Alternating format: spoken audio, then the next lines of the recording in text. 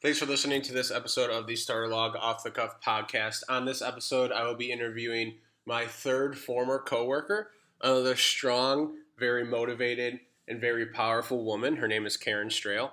Karin and I worked together for about a year, maybe more, maybe 2 years period, and had a lot of great work interactions, worked on a lot of projects together.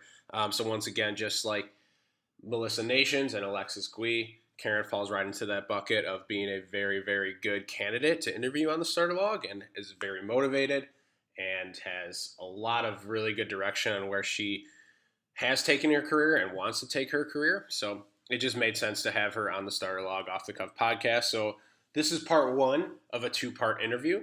So we're going to be going through all the good stuff that bring fuel for the mind and generate good thought and conversation, which is what we like to do here on the Starter Log. We're going to be doing some fun segments as well, and then we're also going to be talking about like lessons we've learned and how we have improved over the past year or so. So it's all the good stuff that you like about Starter Log interviews, all wrapped into actually two parts now. So this part will be part one, and then after this, I encourage you to also follow up and listen to part two as well and learn more about Karin Straehl. Really good person, really fun to talk to. And at the end of this, please join the conversation and let us know what you think. Thanks.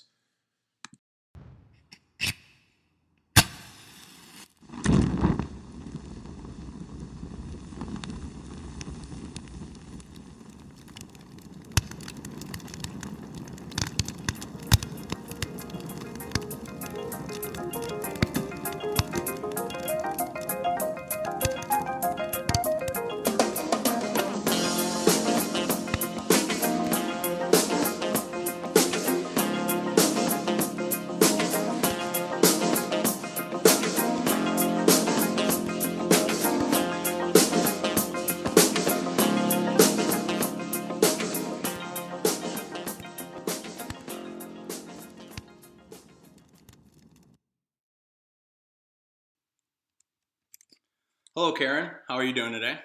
I'm good. How are you? I'm doing great. Where are we located? What neighborhood are we in? I know it's a little north of what you're used to. We are actually in Irving Park East. Irving Park East. It's a thing, yeah. It's north of North Center and east of Irving Park. Okay, it's not Ravenswood. It's right on the border. It's right on the border yeah. of Ravenswood. Yeah. Okay. Yes. So, funny story for you, the listener. I was riding my bike, and I was riding to Karin's old place in Lincoln Park, Chicago, and realized that like when I was 5 minutes away from where I was 5 minutes away from our start time, so I was late. So, do not be late and check the directions before you hop on a bike or press the gas. So that's lesson number one learned today, right? Yes. Sorry, I should have told you I moved. No, it's okay. You did your job and sent me the address, and I did not do my job. I skimmed over it. But so thank you for allowing me in, even though I was a little bit tardy. No worries. But yeah, I appreciate you being open and receptive to the Starter Log and kind of what we're building here. And I appreciate you listening to our former podcasts or our recent podcasts where some of your friends were on them and guests. Yeah, tell us what you did like about them. What were some things that kind of stuck out to you? Well, I mean, besides the fact that I love Alexis Gui and Melissa Nations, they're still very good friends of mine. Oh. Oh, is that Alexis? Alexa, stop. Wow, that's great. I love that. Oh. So Karin's Alexa just went off because you said the word Alexis. I said Alexis. You said Alexis. Not Alexa. Not Alexa. Hopefully she'll mind her own business. Yeah, so I worked with. Oh my god. Wow. She's very receptive today. Yes, very. That's funny. I've known them for, I don't know, 6 years, over 6 years.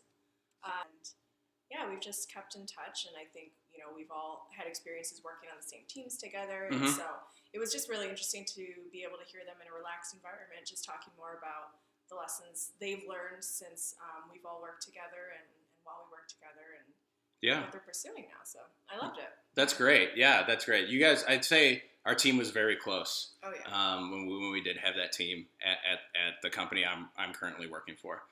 So yeah, it's a little bit of, for people who do know them but don't really know or never really have the conversation that goes that deep. It kind of reveals that curtain a little bit and opens that curtain. So if you haven't listened to those, you the listener, please go back and listen to my conversation with Melissa Nations and with Alexis Gui, excuse me. I said it again, and I looked at your Alexa machine, and I thought it was going to light up again. But they're very candid and they're very transparent, and they were very, very great guests and great conversation. So I'm expecting that we're going to have the same today. I hope I can live up to your expectations. I think you can. I think you can. So let's start it off on a lighter note. Let's do a segment. Is there any segment in particular you want to do? We have good company, bad company. The floor is yours. We have why is that a thing? Anyone that sticks out to you that you want to do? We can do good company, bad company. Okay. Yes, let's do that. The GCBC, or so it's called. So I'm going to butcher that if I try to say it. I'm just going to refrain. Right. Okay, so let's put you on the hot seat a little bit. I just dropped my pen. And let's start with you. So what is a good company or a bad company customer service experience that you've had recently? So I would say the thing that sticks out the most in my mind right now is bad company. Okay. Of course, it's always the negative stuff. So I recently found out I'm expecting. Congrats. Thank you. That's awesome. Yes. Thank you. And obviously, along with pregnancy comes having to schedule doctor's appointments like crazy, like an insane amount of doctor's appointments. I've been to the doctor more times in the last 3 months than I have my entire life, for sure. And I just feel that nowadays, like, there's such a high standard for customer service and just customer experience, and making things convenient for the patient or the customer, but the healthcare industry is just so behind when it comes to that. And yes. It's really challenging because they're not flexible whatsoever with your schedule. They clearly don't care that I have a job. So it's like I have to take off work so many times. And like when I want to call my doctor, they're not available. So it goes to like a hotline. And I'm like, well, if I'm even calling my doctor, it's probably something reasonably important and they're not available. Exactly. And then they're like, leave a voicemail. I'm like, well, I don't want to leave a voicemail. It's just really hard. And I told, I will say Northwestern is obviously great. Okay. And they started creating these digital portals. So these online accounts yes. where you can see kind of a summary of your most recent appointments, your upcoming appointments, and then you can actually direct message like your different doctors, which is great. So as long as they're within like that network, you can just like choose somebody from a drop down, send them an email, and be like, hey, I'm having this weird symptom. Can you like let me know if I should come in for an appointment? Okay. In the portal. Yeah, okay. In the portal. So it is convenient. Mm-hmm. Obviously, it's not an immediate response. So if it's an emergency, they're just like, what are you doing? Like, call 911. But so I like that, but it's just, it's not personal. Like, I grew up like with a family doctor, and like you go to the doctor, you know them really well, they know you, they only have a few patients, and now it's like, I have to like, message somebody on an online portal, they get back to me 48 hours, and I can go back and forth for like 2 weeks discussing my symptoms with the doctor, and then they're like, okay, well, you need to come in then. And I'm like, okay, so am I coming in for like a diagnostic test, like an ultrasound or something? And they're like, no, I just need to see you, and then I can order the test. And I'm like, but that's an entirely separate appointment. So I'm coming in to talk to you about what we've already talked about the last 2 weeks online. Wow. So I have to take work off just to come in so you can formally write in your notebook that you saw me. And then I'm going to have to take work off another day to come back and for the test. And so I was just like, I can't keep taking work off. Right. And they're like, sorry, this is how it is. Yeah, exactly. So then 2 weeks have gone by. Yeah. Which is detrimental. Which is just crazy, because in any other business, it would just be completely unacceptable. They would have lost me as a customer for sure. Yes. But in the healthcare industry, you don't have a choice. Like, you're just kind of at the mercy of the healthcare providers, which is just not very conducive for a good customer experience. That was a great word. What was that word you just used? Conducive? Conducive, yeah. Wow. What does that mean? What does that mean? It's just not very, it doesn't create an environment for somebody to be successful or happy. Like, it's just it's just not set up to be customer friendly. Right. And so that's really annoying because it happens, like I have to deal with it every month. Right. I think you touched on good points. The point of you have no choice, right? So that's your health, and you're gonna have to buy it no matter what. And healthcare systems will take advantage of that, right? Yeah. They'll monopolize that. It's funny that you say this because a podcast that it hasn't gone up yet. It'll probably be up by the time that the listener is listening to me right now. So I should talk in future tense, but I used a healthcare experience as my bad company. Literally the podcast before I said I'm sitting down right now. Really? It's almost like you read. I mean, that's just an even truer. You're just backing up correct me if I'm wrong, but were you the company when we worked together? Were you still around in July 2015 when we were kind of picking up healthcare clients? Mm-hmm. Okay. I was, yeah. So that's something that we've been preaching, right, and learning about for like the last 2 years is that healthcare is so behind on all of this. Mm-hmm. They are catching up to every single other industry. Probably retail is probably the leader in customer service, but they're the first to the door with technology too. And now healthcare is just catching up to that. Well, and I just think it's ironic that like the things that are most important to somebody's life, like your finances, like the government, the state you live in, your taxes, like your health care, it's all the most like difficult experiences possible with like the worst websites, like not friendly whatsoever. They still ask for like faxes. Like it's insane to me that like the things that should be leading the curve are lagging. It's just substantially. That's a really good point. Yeah. That's a really good point. Yeah. Every like government job, or maybe you need to file a paper, or just like taxes. I mean, TurboTax helped a little bit with that, but that's easy for me. But if you like go to someone else to get your taxes done, or that's all lagging behind. And it might be to your point where just like these, maybe they're going to get business no matter what, right? So why put so much more money back into that, because people are going to come to you no matter what. It's expensive to get with the times, but I just don't see how they okay, we just won't do it. Like I don't know. They definitely need to get there. I will say though, the Chicago parking app, do you have that? It's not Spot Hero, is it? No. Okay. It's like Chicago. It's like from the state of Illinois. Oh. Like Chicago. Okay. No, I don't. That is a game changer. Is it? Yeah, because I almost feel like they charge you cheaper rates if you download the app, and all you have to do when you pull up to a spot is like put in the 6-digit zone on like the sign, and then you can just load time from your phone. And like, so if you're at dinner and it's like your time's gonna almost expire, you can just like add more. So you don't have to like print out the little things. You don't have to like swipe your credit card at those machines and put it in your dashboard. Yes. You just pay from your phone, and that's amazing. That's really cool. Yeah. Metra has stepped up their game with the Ventra app. Mm-hmm. That's sort of recent, not too recent, but still, I've been in a situation, full disclosure, where I was rushing to a Metra and I didn't buy a ticket before the Ventra app came out. Didn't buy a ticket, didn't have cash on me, and I was yelled at by the conductor. But with the Ventra app now, that is never the problem. Right. So I'll give Chicago that, but everything else is just insane. I have to get a new license, and I'm switching my license from Michigan to Illinois. Okay. And so they're making me take the driver's test again. Oh no. Which I am actually very scared I might fail, so I'm like gonna study for it. But you would. I could see you just hammering away on street signs. I don't know what half the street signs mean.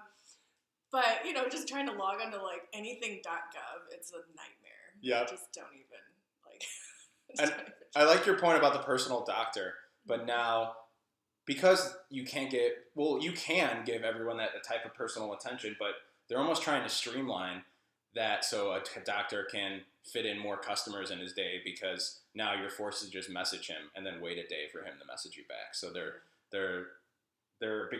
becoming becoming more efficient and getting more clients into their door. They're also losing that personalization with it.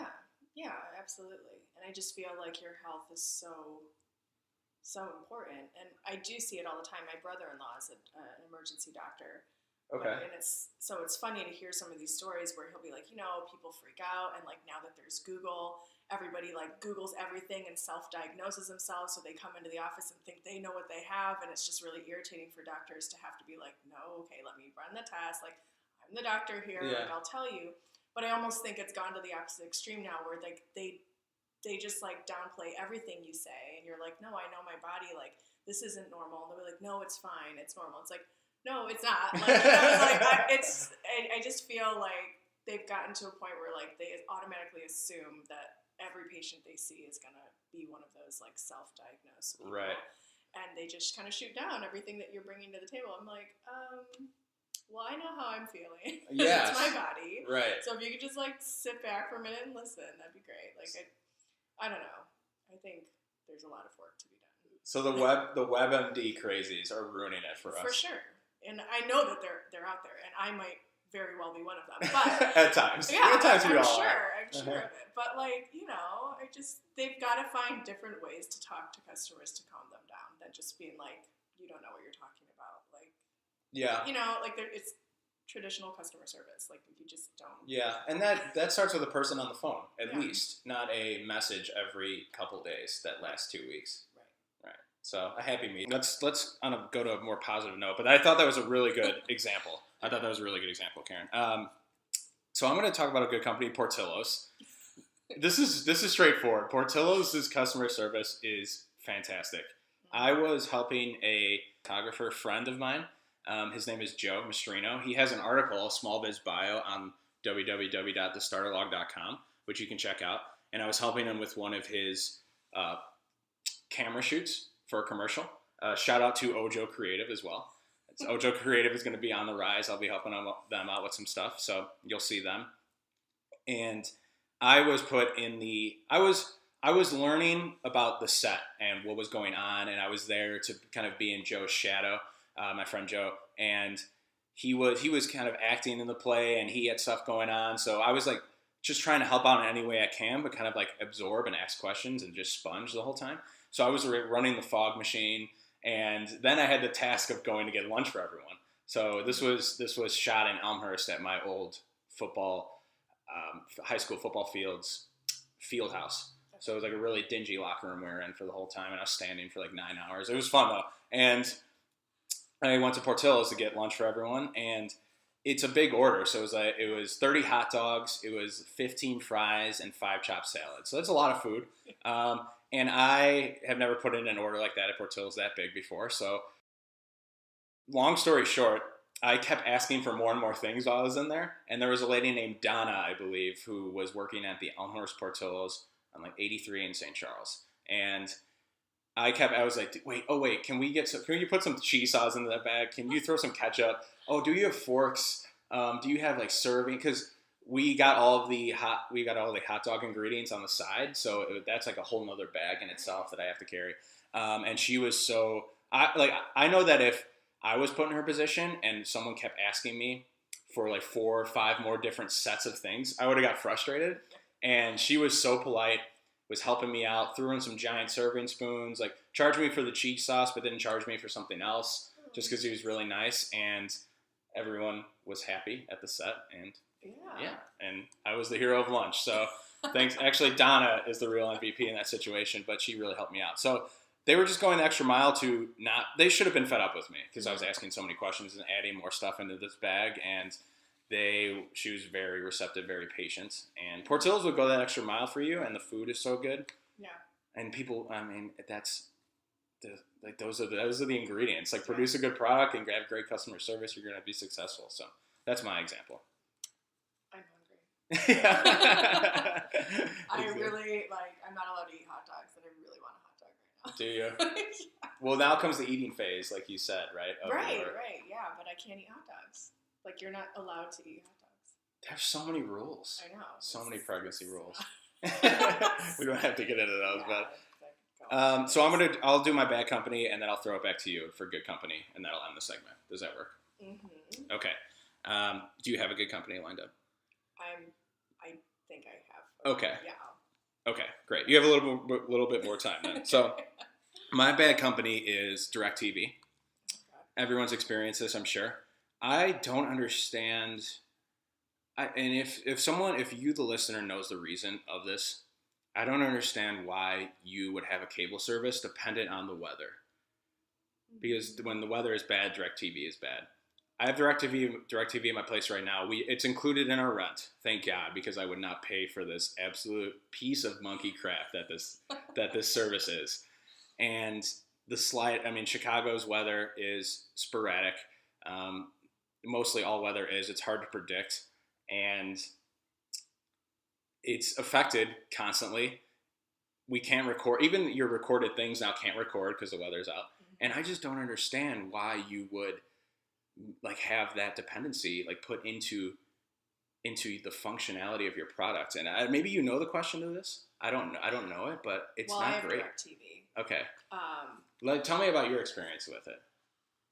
Well, we used to have, I think it was Comcast, and that was dreadful. Yes. And let me say that you're kind of screwed either way with right. any of these companies, but it's yes. almost like healthcare. right. I mean, watching TV is not as important as your health, but yes, for some maybe. Mm-hmm. But yeah, I used to have Comcast, and then we switched to RCN when we lived in condos because we didn't have a choice. Okay. But when we moved into this house, we were like, okay, well, let's get DirecTV. And so we got a dish put on our garage because I didn't want it on the house. Okay. And we have definitely seen a problem. Have you? Just every time it snows, or even if it's just raining, but not that bad. Right. It just starts breaking up, and I'm like, why is this happening? And so what I realized was that we hadn't opted into the faster internet option. So once we upgraded that, and it's actually improved, and we haven't had too many issues since then. Okay. But now I'm trying to think of it. I don't think we've had super extreme weather since then either. But you're paying more now, right? Because of this extra. Yeah. Mm-hmm. So that's where they get you. And I don't know about the cost thing that you mentioned. I mean, maybe it's just that it's less expensive for them to have the dishes, right, than it is to I don't know, do the other way. How do other cable companies work? I feel like that would make sense. They're right. Yeah, I'm not sure. They're hardwired. I don't know. I'm not sure. Do other cable companies have to have towers, cell phone service or something? And that's I have no idea. Yeah, that sounds right. I would just imagine, usually if somebody's service isn't great and it's dependent on something like weather, it's because they're trying to save money somewhere. That's true. That's a good point. Yeah. I don't know. I think you just answered my question, but still not great. No, not at all. Mm-hmm. All right, good company from Karin. Let's hear it. So this has to do with my hair salon. Oh, goody. I'll know so much about this. Well, I mean, at the end of the day, and any girls that are listening will probably be able to attest to this, but it's really hard to find a hairstylist that you like and that doesn't annoy you and that has never messed up and that doesn't move around so much that you can see them still. Because there's a lot of hairstylists that jump from different salons to different salons, and the pricing's different, or they go all the way really to the other end of the city. Yeah, that's interesting. Mm-hmm. There's a lot of movement in that industry. I didn't know that. And so I had been going to Michael Anthony /Chiavello salon or whatever since I moved to the city in 2008. Mm-hmm. And I never really had a hair stylist and a hair colorist that I really loved, but I just liked that salon. I liked how they ran their business. I liked the products that they used. So there's conveniently been a salon by my house everywhere I've lived. When I lived in Lakeview, there was one across the street. When I moved to Wicker Park, there was one. And then I lived in the South Loop, and there was one on State Street that I went to. And most recently, I started going to the one on Belmont, and they said that they were closing. And so it was a little frustrating for me because I was like, well, now I'm going to have to go all the way downtown. But then they sent me a nice little card in the mail, and they were like, we are moving. We know it's a little farther for you, but we're actually, opening this new salon at Clybourne and North, and we'd love it if you came to visit us there. We'll validate your parking, and your first appointment. Sweet. Yeah, they're like, your first appointment is covered by us completely. Wow. And so I don't know how much guys' hair. I mean, my husband pays like probably too much for his haircut, but like it's nowhere near the amount that girls pay for a cut and color. Correct. So the fact that they were willing to cover my entire appointment, which I will say, when I have these appointments, I'm in the salon for 4 hours maybe. It's a cut and color that usually runs me like close to $300. Wow. So they comp that, which is crazy, and they kept me as a customer because they made that effort to send me a personal note, completely cover my appointment, be like, right. Yeah, it was amazing. And so I was like, you got me for life. That's so smart. You're so exactly like what you said. They're sacrificing the money now, but if you're just going to keep coming back to them, like, look at how much more they're making in the long run. I'm sure that, salons, when they shut down locations and move, they just see so much turnover and they lose a lot of clients. And so if they're willing to front the money, create a good experience during that transition period, they can probably secure, I would imagine, at least 20-30% of their clients. Yes. So, that was actually, you just broke down some numbers for us, so that's great.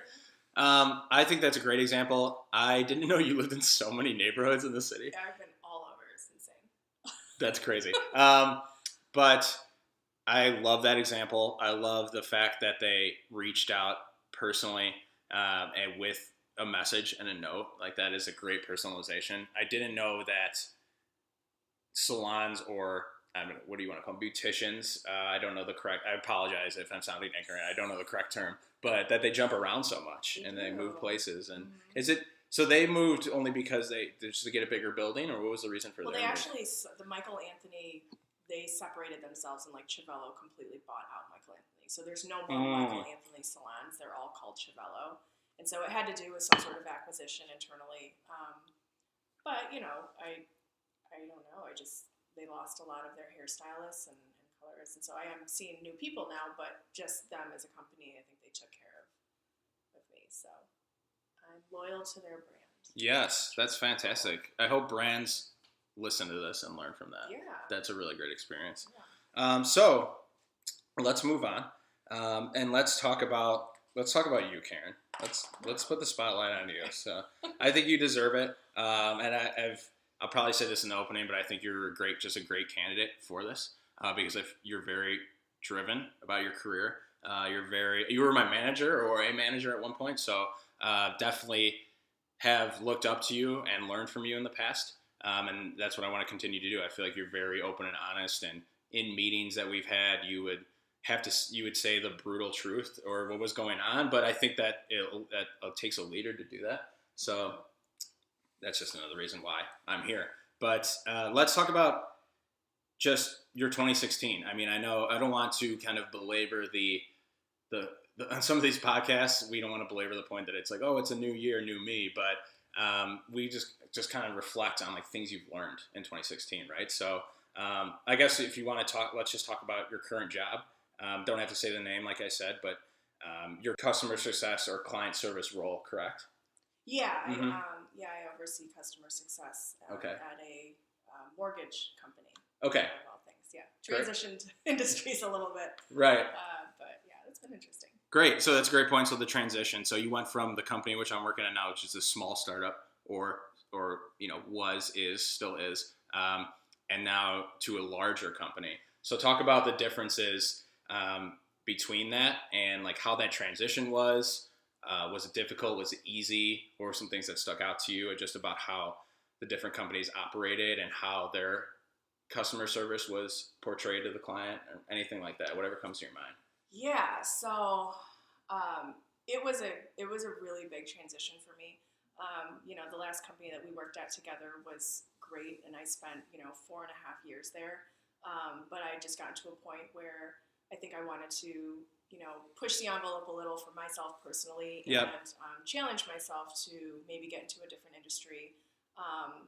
And so this mortgage company had reached out to me, and kind of touching on what we had talked about earlier, they really wanted to focus on changing their standard customer service model to a customer success model. And usually that's described, the differentiation between the two can be a little gray, but customer service has always been somewhat of a reactive industry. It's considered outdated. Obviously when a customer needs something or something goes wrong, then customer service is there to help them. But customer success is really more of a proactive approach. It's more consultation. It's more, holding your hand throughout a process or the customer experience, whether it's a service or product. I like that. Yeah, and so I think it was first developed in Silicon Valley with technology companies because SaaS companies, subscription and software companies, or software as a service, companies started to realize that, we have a great product, we're putting all of our money into our developers and our engineers, we're making our digital stuff awesome, but why the hell aren't people renewing their contracts? That was like, oh, we need to make money, what's happening? Then they started realizing that, maybe some certain tech people aren't necessarily the right people to consult a relationship throughout that, entire subscription period. So they came up with, customer success, and it was That's a good point. Yeah. It was just a team that was meant to make sure that whatever they're intended to get out of using your service or product, that does happen. Okay. So we, they asked me to come in and transition their team. And it's similar to what I worked on when I was at the company that we worked at. Right. Transitioning from customer service to customer success. Did the same thing there. And they really pride themselves as being a mortgage company, but a technology mortgage company. Right. Which is pretty, few and far between. Obviously touching on healthcare and finance, and them all being, way, way behind the, it's just horrible. But I will say that this company does employ a very impressive, large team of engineers and IT folks and software developers, and they really push the envelope. Their goal, they exist because they want to make the mortgage loan process easier. Okay. They want to digitize it, essentially. Right. So it's a different industry, and it was a little scary going into it, but ultimately at the foundation of it, what they want to do is what we focus on. Customer success, making people more successful, making the experience easier, and making it technology based. So it just simplifies the process. So accepted the position in July 2015. So I've been there for about a year and a half now. Yep. I will say the thing that stuck out the most to me was, at our last company, in a small startup, I think I was like number 20 or 19 or something. Right. At that company. Number 20 hired. Yeah. Yes, number 20 person hired. Yes. And so it was a really close-knit group of people. Yep. Everyone was like-minded, and it was just as important to obviously be qualified for the job you were getting hired for, but also that you were culture fit and you genuinely got along with the people you worked with, because it was just such a close-knit group of people. Yeah. I loved that, and it definitely it didn't do me any favors in regards to setting realistic expectations for anything I was going to do in the future. So it was hard. The transition was very hard to go from, a 60. I think when I left Sim, they were at like 65 or 70 employees, and I went into a company where there's 4,000. So Jesus, that's a lot. I was like, oh, okay, you definitely feel like a number when you're in a company that big. Okay. And a couple things. I like your insight behind service or success, client service or client or customer success, because to me it felt like, yes, when you were at the company I'm working for now, you were changing those things and working on us, me, the account managers, trying to get us to be just more proactive, right? Mm-hmm. And that's something that at the company I'm at right now, we've always struggled with, always. So I like how you explain the differences, because to me it just sounds like a cool California techie term, and some guy somewhere just decided to, hey, let's change service to success and sound awesome. But you just showed me that there is meaning behind that. Right, and it's just a different way of not sitting back and doing nothing and just waiting for something to go wrong, but getting ahead of those problems, right? Yeah, I mean the key performance indicators for most customer success teams that usually it rolls up to the chief customer officer or the chief operations officer of a company, is that they increase renewal rates and they decrease churn. Yep. And they increase brands. So, Okay. I mean, at the end of the day, it's like, yes, what we do is la la la, like we want to make people happy and a good experience, but it always comes down to money. And if people are happy, they're going to renew. They have no reason to cancel their service with you if they're getting what they wanted to get. And that's where the customer success manager or account manager comes in, is they make sure that that expectation is, set appropriately in the beginning, and they work closely with sales to make sure the product or service was sold properly. Yeah. There's a smooth transition from sales to, ongoing relationship management. All makes sense. All things that you were doing before, right? Yeah, I can see why you got the job. Yeah, I mean, it is really important, and maybe that's why I'm just have really high standards for everything, like healthcare, and going like, why, this is a horrible experience, but it makes sense if you're getting what you want out of it, like you won't leave. It's like, so the zoo, the Lincoln Park Zoo, there's like this spider exhibit, and it's really creepy if you don't like spiders. Oh, I hate bugs. Okay. God, well, there's a spider exhibit, and there's this like crazy, humongous, like something African spider, whatever, and it's not in a cage. Like you walk in, and there's just like this spider the size of your head, like chilling in the corner. Why? Because, and it's funny because like you read the sign, you're like, oh my god, there's no glass. You're like, what? And then you just start freaking out. But then you look at the sign, and it's like, we keep the environment like exactly the way they like, and so it's like just the right temperature. It's super like moist. They have all the food like where that needs to be, and it will never leave because it has everything it needs. So they have no glass, no barriers, nothing. And I'm like, okay, well, it'll take one time for that spider to get out, and they'll change their mind. But it's kind of that concept, like if a customer is happy and satisfied, you're giving them everything they need, like they won't leave. Right. And so that's really what customer success is about.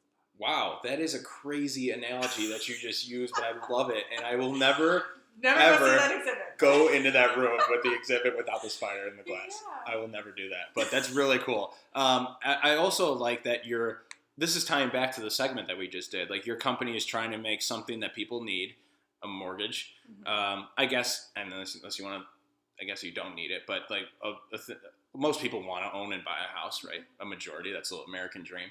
So you're going to need something like this, and they want to use technology, but also provide great customer service or success, excuse me. And it just ties back to one of those necessary things. And so I can see why you're so passionate about the bad healthcare experience, because you're working in an industry that people need, and you're trying to change the perception of how that's done. So, and it's not easy. I'm sure, along with the financial and healthcare and government industries, especially in finance, there's a lot of regulations. I mean, if you look at the 2008 housing crisis, ever since then, all mortgage lenders have just been slammed with crazy amounts of like red tape.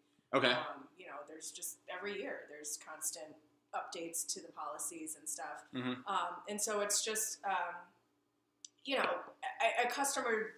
ideal customer experience is very different when you're like at Zappos and you're trying to buy a pair of shoes, and they're like, oh, it doesn't fit, we'll return them. You're like, sweet, free shipping. That's awesome. And there's an easy fix to a bad customer experience, I think, when you work in retail, and that's why they're kind of the front runners, I think. That's true. That's a great point. It's less complicated. Yeah. Just the logistics of everything. Yeah. But if somebody is trying to apply for a mortgage and they have filed for bankruptcy in the last few years, or they have a low FICO score, or they're located in a state that has certain regulations, or, they had some shady money show up in their account and they can't prove it through documents, and we have to decline the loan, and they're upset, they call customer success and they're like, I'm really upset with your company. You didn't give me a loan. And it's like, that's, I think, the most challenging thing, is to have to explain to them there's certain things that are within our control, and there's other things that are not within our control, which is like your FICO score. And so instead of just saying you don't qualify, buy, we've really trained our customer success team to say, like, educate them. I think the biggest thing is taking every opportunity you can to educate your customers and teach them something new. And a lot of people that, first-time home buyers, they know nothing about the process. I didn't know anything about the process when I went through it earlier this year.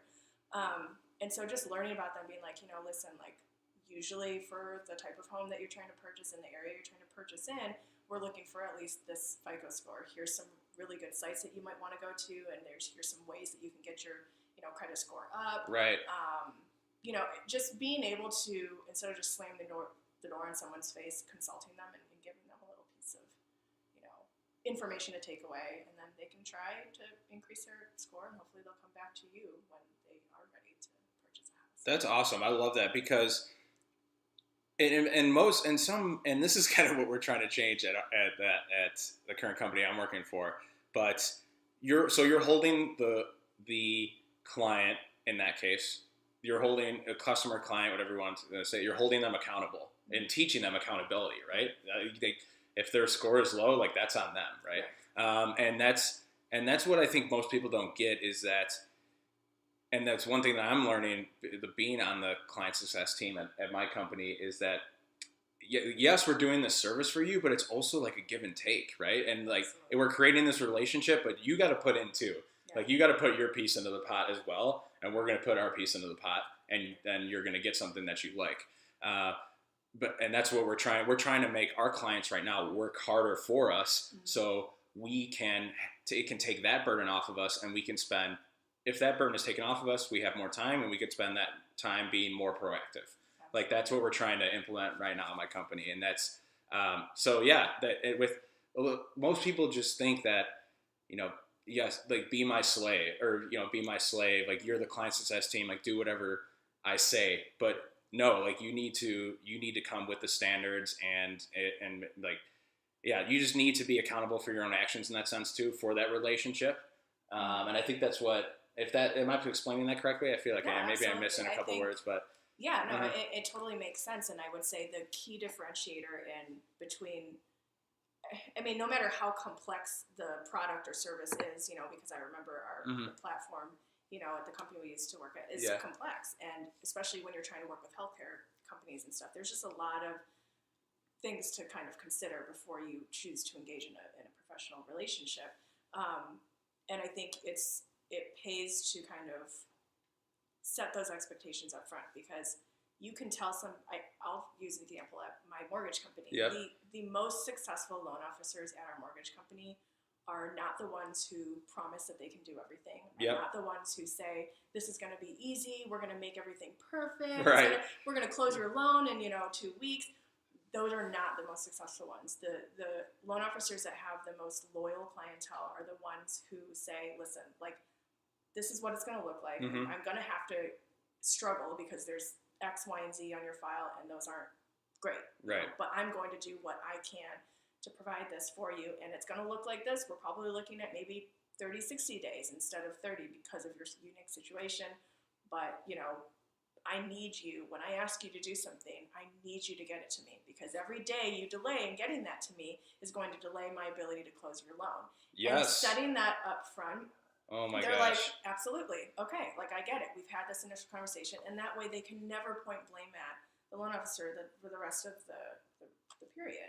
It's just like, okay, you told me, and it sets accountability, like you said. That is, oh my God, this is just so perfect, because the clients that we're trying to use the word implementing and not so much onboarding right now. But the clients, I'm just going to say it because you know that phrase, the clients that we're onboarding right now, a ton of the delays come from them not getting us the things that we need. Mm-hmm. So that's like the same example. So I think that's just a really great example. Like, you need to do your part as well as the customer, for the relationship to work. And a lot of people just don't realize that. So it's a give and take, but that's amazing. So, but moving on. So it sounds like you know your stuff, and I expected that. And it sounds like you are then teaching a lot of people to do so, right? So you're leading right now. So tell me about some of your leadership. I'm reading a book on leadership. It's called Extreme Ownership,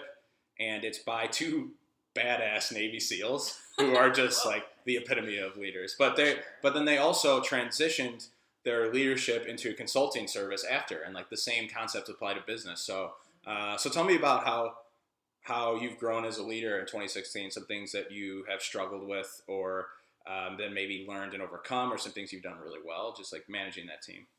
Yeah, so it was interesting because I mean, I loved the team, at the last company we worked at together, and we had the opportunity to really build those personal relationships. And so working together was easy because it was just like, you go to work every day and you get to sit with your friends and you're all working towards the same goal, and then you go out and have drinks after work. I mean, it was great. That's true.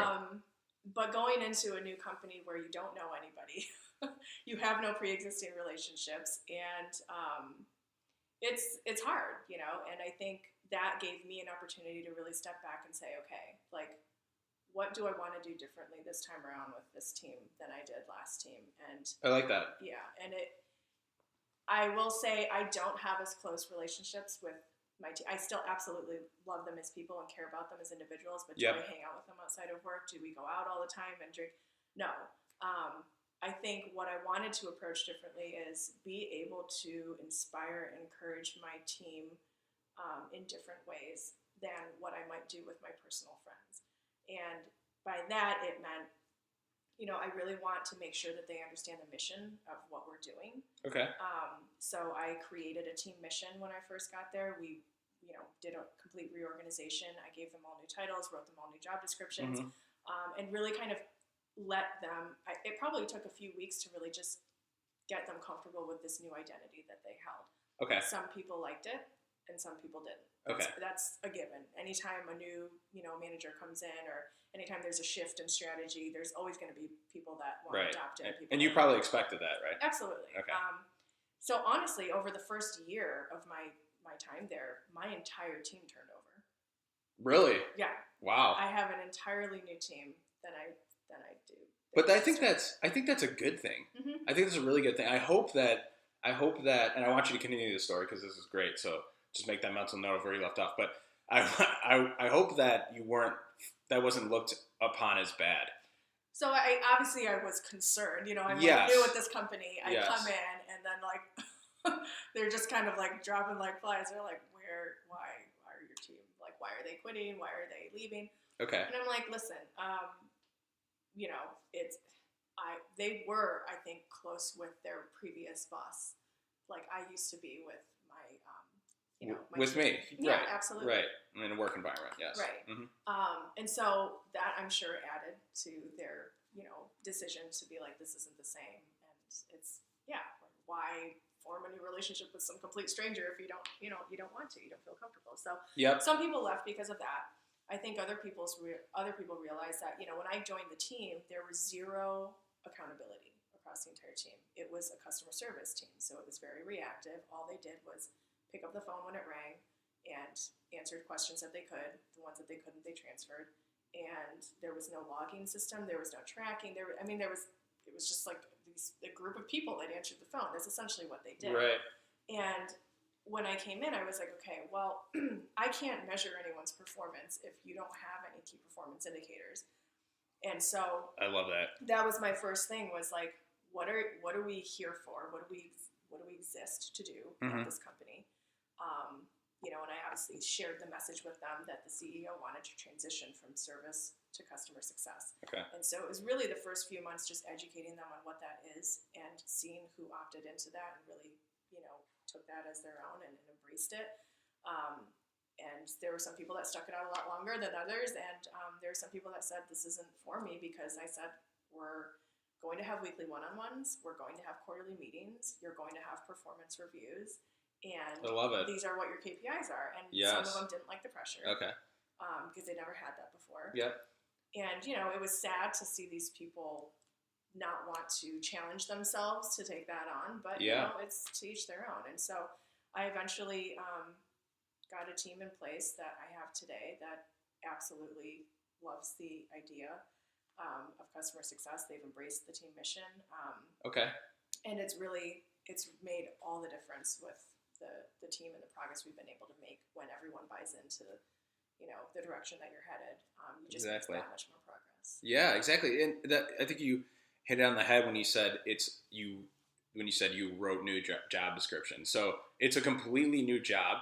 It's just all going back to service versus success, and you explained the difference to them. So you wrote they were working on service job descriptions, and they had the expectation to do that job, but you wanted to make change and you were hired on to make change, so you wrote a new job description. This is going to be a success job. So if you're not comfortable with that, then see ya. But it sounds like you finally got a phrase that I took from a book called Good to Great by Jim Collins, I want to say. But he said you got to get the right people on the bus before you start to drive it. So I'm sure you're just indirectly, and it's I hope that the people who did quit go on to challenge themselves. You're right. It's a shame they didn't want to do it, but maybe they just wanted a service job, and that's fine. But you kind of had to nudge those people off the bus and get your team that could perform with the mindset and the description that you drew up and wanted to be in that situation. And to their defense, they're just doing their job, and then someday this new person walks in and says, "Here's your new title. Here's your new job description. This is what we're doing now." And if it's not what they signed up for, absolutely. Right. They feel like, okay, well, this is kind of taking me by surprise, and I respect that decision. But it is really important to build a team that believes in what you're doing and that that's communicated clearly. And then, just being available to make sure that they can always bounce questions off of you, I think. So, in hindsight, I had a really, really close team, a really fun, personal friendship. Obviously, our friendship has, sustained through the years. And I'm still very good friends with a lot of other people that still work at the company and have moved on since. But I think with this opportunity, I've learned that, you don't necessarily have to go out and party all the time together and spend all of your free time together in order to be an effective team that bonds over professional goals. And that's been enlightening for me.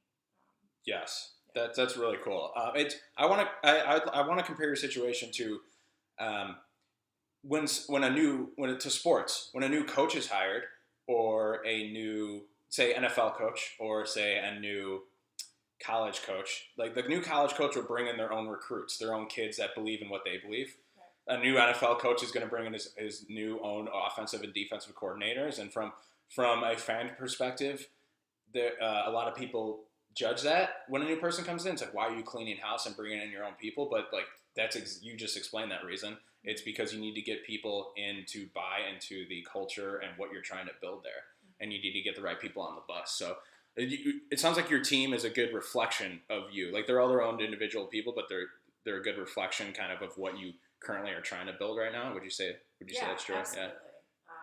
Yeah. I mean, I have analysts and ambassadors and managers on the team, and they each have, just embraced the opportunity. They're all working towards the same mission, but they do it in their own way, and I give them the freedom to do that. Cool. But I think it's just the regular communication touch points. The team that I came into never even had a meeting. They'd never had a team meeting ever.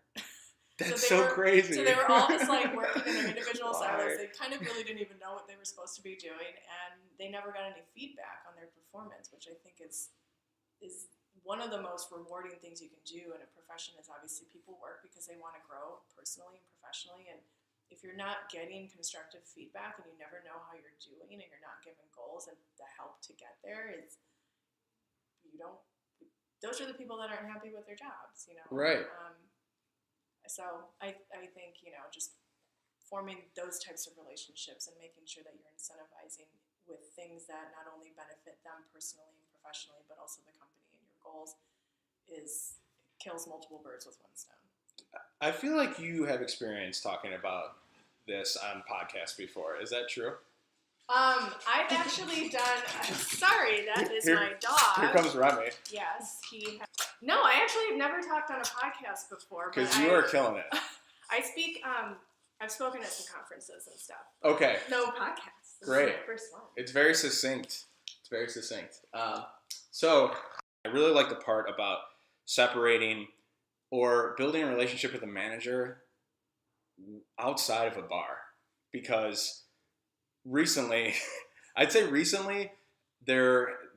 has been a little bit of, that's caused maybe a little bit of friction between a manager and I, and just because I was choosing to not kind of go to a bar, and then I've kind of toned that down, like with my current team, and I think that some people like don't really care, like, they're like, do you, Charlie, go out, like, don't go out or go out, whatever is your your preference. But yeah, I don't know. Like I don't like people who rag or get genuinely mad on other employees just because at the end of the day, a long day, they just want to go home and do nothing or go home and work on something else instead of go to the bar with you. Right. So I think that's a great point that you bring up, where you can have that really good relationship with your manager over work and not just over your social life as well. And I will say, from a manager like leadership standpoint, I've tried that route. I've tried to say, all right, I'm going to be the cool manager. I mean, it's literally like, I'm going to be the one that, like, you know, gets, you know, drinks too much and has fun stories. And, you know, I'm going to go to happy hours every month and, like, buy them lunch. And honestly, all it did was make me broke because I just kept pouring so much money into trying to buy my team drinks and get them lunch and, like, go out on outings. And I was like, okay, one, I can't afford this. Two, it's not getting the results that I want. They're no more excited about their work. Yes. Or, you know, inspired to do better work because of this. Right. It's more like, okay, we did work and now let's go play. Yes. And it just created more of a divide and separation between, like, work and play. And I feel that now when I do things, like I took my team out to, I don't know if you've heard of this, but they're called escape rooms. I just did one. I just did one. Which one did you do? It was called Panic Room with a Q on the end instead of a C. Yeah. And it was in the West Loop, off of Lake. And did it have zombies or? It was called Outbreak. The name of the room was called Outbreak. So tell your story. But I literally just did one of these. I think I did it Tuesday. Past Tuesday. Oh my God, they're so cool. So I wanted to take my team on an outing, and I was like, you know what? Like, I think, you know, we're a new team. Yes. Some of these members are fairly new. What is the ultimate goal of getting people together, you know, on a team? What's the focus of a team outing? And it's for them to form relationships. It's for them to strengthen their communication skills. Yeah. It's for them to realize their own strengths. And what's the perfect environment for that? So I came across these escape rooms, and we went to the one in like Wicker Park area. Okay. And it was it's called Rail Car. And so they put you on this thing that looks like an L car, like a train car. And they don't give you any instructions. You just get put in there with your team. And you have to divide and conquer. You have to figure out why you're in there. You have to start processing clues. And it's, you know, anything from math, which I'm horrible at, to like puzzles and to all of that stuff. And you're timed, but you have to work together to get out of there. Yes. In time. And, you know, we actually did not get out of the rail car in time. Oh, and the bomb went off. But I will say that they told us that it was the hardest escape room in the city, and it was designed for 10 people, and we had only had 6 people at the event. So so it's they were designed. like, you actually did really good for the amount of people you had, because a big focus of that is, you know, dividing and conquering, delegating, like matching people up with the skill sets that they have. Okay. And we unfortunately didn't have that many people, but it was great. And like the team came out of that outing just so like fired up, and they were just like, we have to do another one, because you know we didn't beat it, but like now we realize, like, in hindsight, we should have done that, and like we should have split up and done this one differently. And it not only gets them out of the office, gets them in a different environment, but it really just exercises a different part of their brain they're not used to doing every day, and that's what fires them up. And so starting to kind of create those positive moments, not being like, then they're hungover the next day and coming to work and can't work. You know, it's like, like they feel fired up and they're energized, and they readjust that energy to their job. And as a leader, that's what you want to see. That's why you spend money on these things, is because you want to form a better team. And you know, and that was totally worth the cash and everything. Gosh, it was amazing, and I would do one of those every month if I could afford it. That's so cool. I can tell. I mean, I can just tell by the way your voice raised, like how excited you were about it. It was really fun. It's shining through. So I did one with my family. I don't know if I could do that. But it's funny. This week, after I did it with my family, I came in and I suggested that the company that I currently work for do it. So we might be doing one, and that's funny that you said that. So cool. And they advertise on the website, team building experience, right? So mine was a little different. I like the rail car concept. We were out of 3 rooms at this one called the Panic Room in West Loop. We had the easiest one, but we got out. So we had 60-minute time limit. We got out in 48. Oh, wow. But it was a little easy. But yeah, it was a lot of the same things. Do this puzzle. It opens a key, or it has a code that opens the next box. In that box open. So we went into like different rooms. It was like a mad scientist kind of lair, and there was like fog and like blood on the wall, and like it was fine. But exactly, like I was craving more when I got out. Like I was ready to go into the next one, because like we had so much momentum just going through it, and it really works on the over communicating. And I've realized that's just both of our jobs. That is like the biggest thing I would say if someone was starting tomorrow, I would say work on over communicating everything. Details, like stop using the words they and them and like ambiguous terms like that in your descriptions. Like if you have to say the word client 50 times in your description, do it. Or like either the name of the company. And in those panic rooms really help you specifically like slow down what you're saying and be very specific about things to the point where the person just gets it or like it gets it after 2 seconds. They know what you're talking about. And mine was my family. I love my family, but like we get in there and the door shuts and my mom is just like, like all over the room. And she's just like, she'll like complete things to like 5% and then like she can't do it. And then she's like moving on to the next one. Like, and so I was watching this and in my head I was like, we're screwed. We're done. We're never getting out of here. So I just focused on this box for it wasn't 15. It was probably like a solid 5 minutes. Right. Like I just focused on one thing and one thing only for a solid 5 minutes, and then I finally got it. And then like we just snowballed from there, and then like we had momentum and we kept doing things. So it was also great to realize what you could improve on too. Is like some of my team members were like, "Ooh, like I was way too focused on this one thing," or this one person was like, "Yeah, I was bouncing around to every little thing that I couldn't make any progress on one thing because I was like all over the place." That's what my mother was doing, right? And so it's like you also not only learn how to communicate with each other, but you realize things about yourself. Like, okay, I'm not good under pressure, or I I need help in communicating ideas. Yeah, I'm not,